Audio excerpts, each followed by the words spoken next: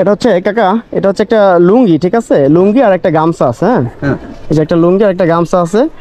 এটা হচ্ছে আমরা আপনাকে গিফট করলাম, ঠিক আছে? মনে করবেন আপনার ছেলে হিসেবে একটা গিফট করলাম। আমি কিচ্ছু করতে পারি না বাপ, আমার ছেলে পেলে নেই, আমি এর যে একটু আচ্ছা, একটু মাইকের সাউন্ডটা দেখেন। কাকা আসসালামু আলাইকুম, ভালো আছেন আপনি? না, শরীর ভালো না আমার। আচ্ছা, শরীর অসুস্থ?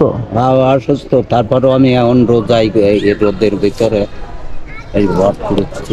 আচ্ছা, আপনি এগুলো এই মানে বোতল কুড়ান নাকি? হ্যাঁ, এই বোতল। আপনার বাড়ি কোথায়? বাড়ি এই জায়গায়। এখানেই বাড়ি? হ্যাঁ। এই বাগেরহাটের ভিতরে না? হ্যাঁ, ছেলেবেলে আছে কাকা?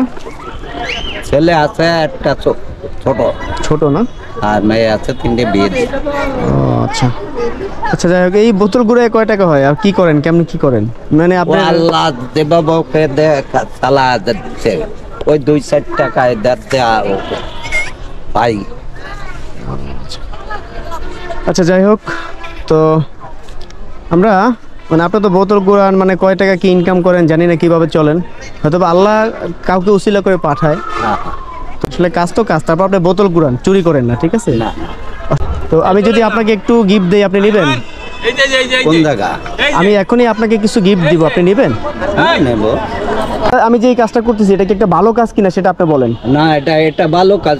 আপনি একটা গরিব লোকের দিচ্ছেন, আমি অটোই, আমি এটা কুড়ে খাচ্ছি, আপনি আমার দিচ্ছেন, আমি একটু।